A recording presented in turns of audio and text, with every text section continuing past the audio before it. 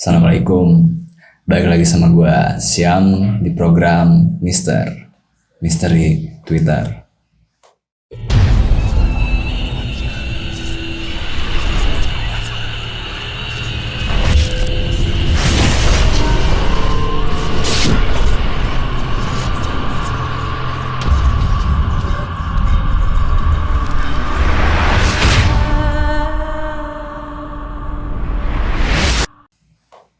Kali ini gue berkesempatan untuk bacain cerita horor lagi dari akun @wahyuaryantn_. Sebelumnya terima kasih untuk akun Twitter @wahyuaryantn telah mengizinkan kita untuk bercerita. Makasih juga untuk tim kreatif kita sudah berusaha untuk mencari cerita-cerita horor lainnya. Oke, tanpa berlama-lama lagi kita masuk ke ceritanya. Tapi sebelum itu jangan lupa subscribe, like, comment, and share. Kita masuk ke ceritanya.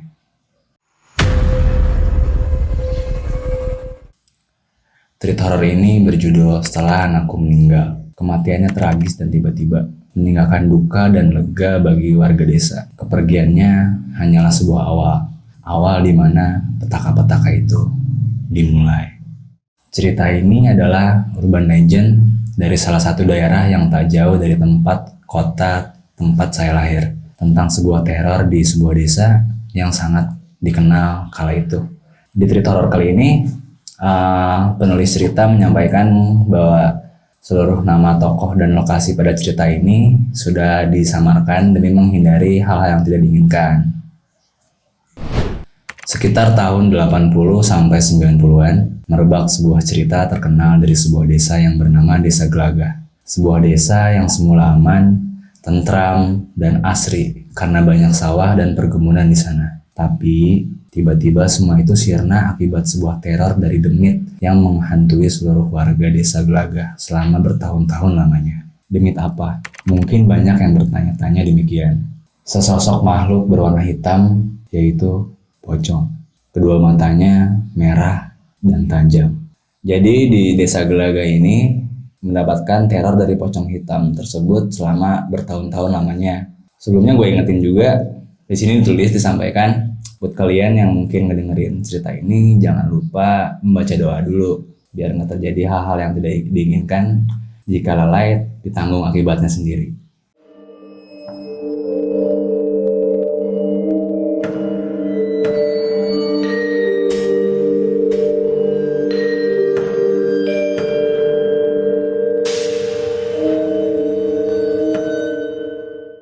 Inna lillahi wa inna ilaihi raji'un.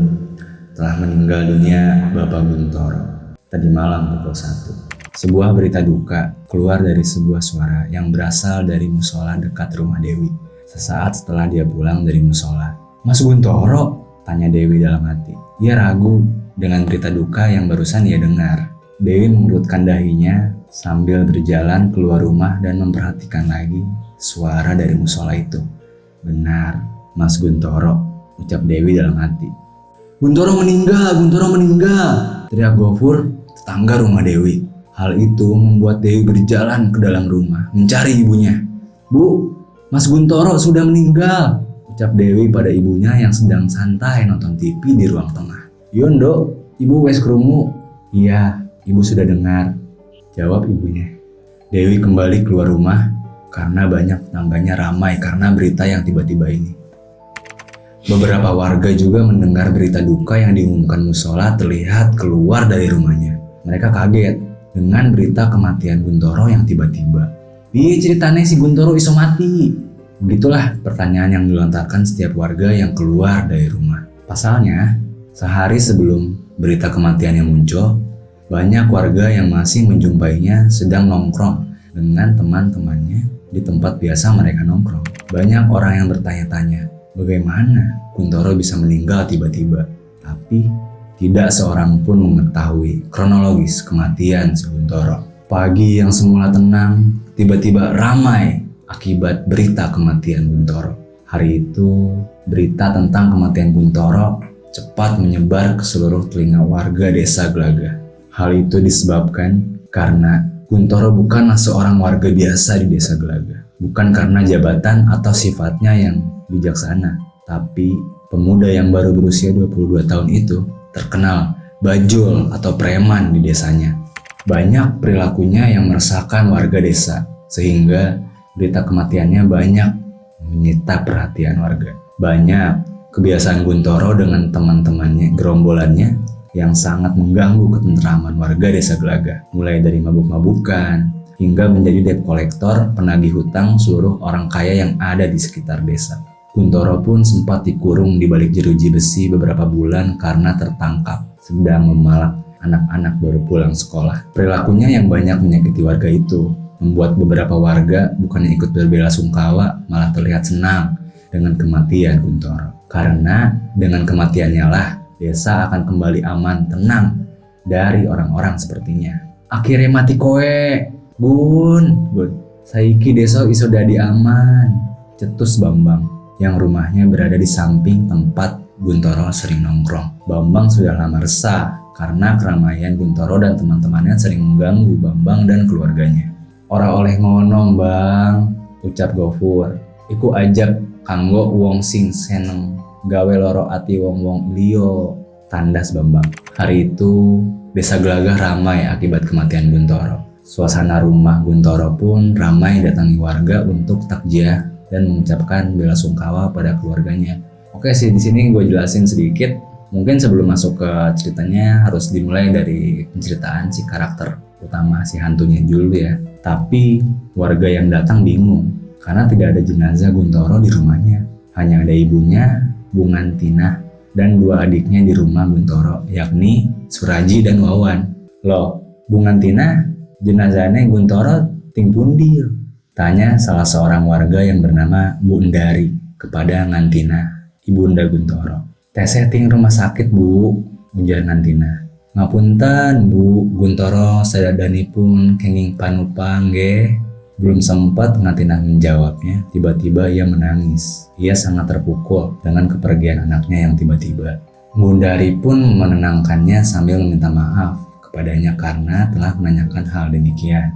Mboten Bundari, mboten napa-napa. Kula nggih kaget angsal kabar Guntoro sedo. Wau dalu wonten tiyang mriki nyukani kabar manangi Guntoro sedo digebugi warga ing Ratan Enton desa.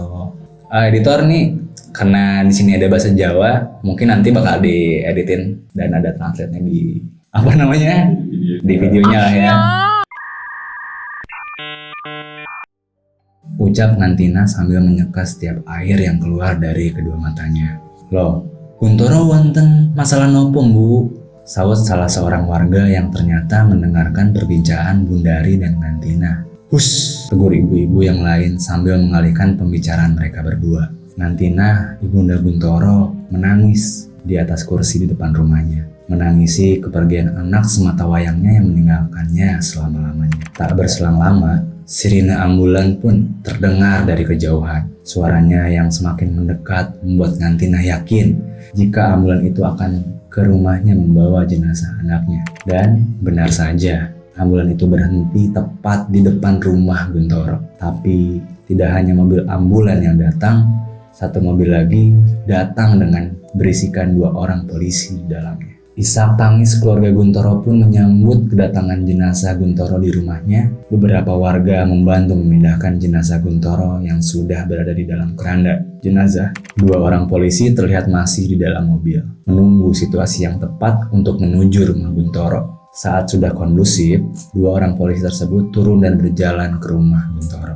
Assalamualaikum, ucap salah satu polisi lengkap dengan seragam dinasnya. Ngantinah yang mengetahui kedatangannya pun menghampirinya. Waalaikumsalam, jawab Ngantinah sambil mempersilahkan mereka duduk. Dalam kedatangan kedua polisi tersebut ternyata mereka membawa sebuah kabar kurang mengenakan tentang kematian Guntoro. Polisi tersebut menjelaskan jika tadi malam Guntoro dengan kedua temannya tertangkap warga saat mencelakai orang yang sedang melintas di jalan yang ada di timur desa. Begal kali ya.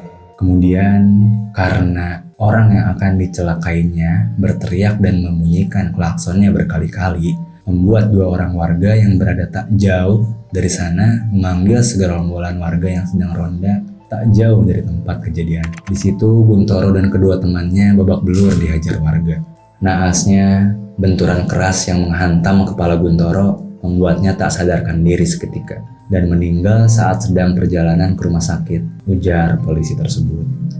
2 temannya dan warga yang memukulinya sudah kami amankan di Polsek, Bu. Sekali lagi, kami turut berduka cita, tambah polisi tersebut sambil berpamitan pulang. Penjelasan polisi tersebut membuat warga yang ada di rumah Bu Ngantinah pun saling berbisik. Mereka tidak menyangka jika akhir hidup dari Guntoro, si Bajo dari desa Gelagah, berakhir seperti ini. Di siang menjelang sore hari itu, jenazah Guntoro akan segera dimakamkan. Tapi ada hal janggal saat beberapa warga akan mengangkat jenazah Guntoro. Pasalnya, darah segar mengalir dan menetes ke tangan salah satu warga yang akan mengangkat jenazah Guntoro. "Saya, Pak, iki metu getine ngandap keriyen, Pak," ujar Ngantinah sambil membuka sedikit penutup di keranda sambil membersihkan darah yang ternyata keluar dari kepala jasad anaknya. "Astagfirullah!" teriak Ngantinah sesaat setelah menyeka kain di atas jasad anaknya. Di situ, Ngantinah melihat wajah anaknya yang penuh dilumuri darah hingga membasahi kain kafannya. Ia buru-buru membersihkan seluruh darah yang masih tersisa di wajahnya. Walau sudah dimandikan dan dikafani dari rumah sakit, ternyata luka yang parah yang ada di kepala Guntoro masih mengeluarkan darah yang cukup banyak. Walaupun banyak warga yang membenci Guntoro semasa hidupnya, tapi masih banyak juga warga yang bersimpati terhadap kematian Guntoro. Letak tempat pemakaman umum di sana berada di timur desa. Biasanya, TPU di sana digunakan untuk pemakaman bagi warga 3 desa yang berada di sekitar sana. Timur desa? Ya, tidak salah. Artinya, rombongan iring-iringan jenazah Guntoro melewati tempat di mana Guntoro dipukuli warga yang menyebabkannya tewas saat hendak diberi pertolongan di rumah sakit. Bekas tanah yang digunakan untuk menutupi darah Guntoro pun masih sangat ketara di sana. Bahkan, beberapa warga saling bercerita mengenai kematian Guntoro saat melewati jalan itu. "Ora oleh ngomong ke wong sing wis mati, apa maneh wong ise neng kene neng ngarepe dhewe," tegur salah satu warga. Sesampainya di area TPU, pemakaman langsung dilakukan. Di akhir pemakaman, Ngantinah menyampaikan banyak terima kasih dan permintaan maaf kepada seluruh warga desa. Terima kasih telah membantu proses pemakaman anaknya dan permintaan maaf atas segala kesalahan yang sudah banyak anaknya perbuat semasa hidupnya. Tidak ada kata selain maaf yang bisa dikatakan Bu Ngantinah sambil berlinangan air mata. Awan mendung datang seiring selesainya pemakaman Guntoro. Para warga berduyun-duyun berlarian kembali ke rumahnya masing-masing agar tidak didahului oleh hujan. Dalam perjalanannya pulang hingga sampai di rumah, Bu Ngantinah menyesali caranya yang gagal mendidik anaknya hingga dewasa menjadi orang yang sulit diatur dan banyak merugikan banyak orang. Bahkan di akhir hidupnya pun anaknya meninggal dengan cara yang tragis seperti itu. "Ya Allah, maafkan saya telah gagal mendidik anakku. Ampuni segala dosa-dosa anakku. Ya Allah, semoga Engkau mengampuninya," ucap doa seorang ibu kepada Sang Pencipta. Amin, amin ya robbal alamin. Meski semasa hidupnya banyak mengecewakannya, tapi Ngantinah tetap menyayangi anak semata wayangnya itu. Kini tidak ada kata selain sepi yang ada dalam benak Ngantinah. Suaminya sudah lama meninggal karena sakit saat Guntoro masih SMP. Sekarang anaknya satu-satunya juga sudah meninggalkannya untuk selama-lamanya. "Wes mbak, sing sabar, nek sampean ono opo-opo, ngomong wae karo awa dewe, ora usah sungkan. Dewe kan sedulur," ucap kedua adiknya. Selayaknya warga-warga desa dan sudah menjadi tradisi di sekitar desa Gelagah hingga sekarang, jika ada salah satu warga yang meninggal, maka akan dilakukan tahlilan dan yasinan di rumahnya hingga 7 hari setelahnya. Ya kayaknya ini udah umum banget ya dilakuin di masyarakat kita. Kita lanjut ke ceritanya. Hal itu pun berlaku bagi keluarga Ngantinah. Malam itu setelah kematian Guntoro, diadakan tahlil dan yasinan di rumahnya. Hingga di suatu malam hari, tepatnya 7 hari setelah kematian Guntoro, dan setelah acara tahlil yasinan di Guntoro, Ngantinah yang masih tidur tiba-tiba terbangun di tengah malam karena merasa haus. Dengan langkah gontai, Ngantina berjalan menyusuri rumah menuju dapur sambil merasakan tenggorokannya yang sudah serasa kering. Guys, mungkin dengan langkah gontai itu lulungu lah kalau di Sunda tuh. Pada rumah pedesaan zaman dahulu, bahkan sampai sekarang, biasanya dapur rumah atau orang sana sering menyebut dengan pawon, terletak di paling belakang dengan luas yang cukup besar. Di sana, Ngantina mengambil kendi berwarna coklat berisi air untuk dituangkan ke dalam cangkir. Setelahnya, belum sempat Ngantina meletakkan gelasnya, tiba-tiba dia mendengar suara Suraji, adik laki-lakinya yang kebetulan masih menginap di rumahnya dan tidur di kamar Guntoro. Tiba-tiba memanggilnya, "Mbak, Mbak." Awalnya Ngantina ragu, tapi suara Suraji yang memanggilnya ia dengar lagi. Ngantina memastikan sekali lagi, apakah benar Suraji yang memanggilnya atau karena efek ngantuknya saja? Ternyata benar, suara itu adalah suara Suraji yang berada di dalam kamar Guntoro. Maka setelah ia meletakkan gelasnya, Ngantina berjalan ke arah kamar Guntoro yang hanya berjarak 2 meter dari pintu kamarnya. "Mbak, Mbak." Suara itu muncul lagi dan kedengaran dan agak keras di telinganya. Bu Ngantina semakin penasaran apa yang sebenarnya terjadi pada Suraji. "Kenapa orang metu kamar kok ndak bengok-bengok ngundang seko kamar?" Gumam Ngantina heran. Rasa penasaran Ngantina bertambah saat ia berdiri di depan pintu kamar Guntoro karena hidungnya mencium bau gosong disertai bau amis yang tidak biasanya berasal dari kamar Guntoro. Ngantina lantas membuka pintu kamar Guntoro perlahan. "Suraj," ucapannya tiba-tiba terhenti tak kala melihat ke dalam kamar Guntoro karena yang ia lihat di sana tidak hanya Suraji yang tengah tidur di atas kasur, tapi ia juga mendapati seonggok makhluk berbalut kain hitam legam dan berkuncup tengah terlentang di atas kasur tepat di samping Suraji tidur. Dengan kain kafan berwarna hitam legam dengan banyak bekas darah yang masih basah di kain kafannya yang berada di sana. Bau amis dan gosong barusan berasal dari sana. Ngantina berteriak di dalam hatinya. Ia pun langsung berlari keluar dan menutup pintu kamar Guntoro dengan keras. Langkahnya terbirit-birit, lalu masuk ke dalam kamarnya sendiri. Dia menutup wajahnya dengan selimut yang biasa ia pakai tidur. Tidak ada apapun di dalam kamarnya. Hanya lampu penerang yang berpijar kuning redup di langit-langit kamarnya. Sebenarnya, Ngantina sudah biasa dengan suasana seperti itu. Tapi, malam itu berbeda dari malam-malam biasanya. Itu karena dia dan rumahnya baru saja disambangi pocong hitam yang dia sendiri tidak tahu dari mana asalnya. "Mbak, Mbak, Mbak." Lagi-lagi panggilan itu terdengar lagi di telinga Ngantina. Kali ini suaranya lebih kerasa seperti sedang marah kepadanya. Lebih menakutkan. Ngantina hanya mampu berdoa agar kejadian saat itu cepat berlalu.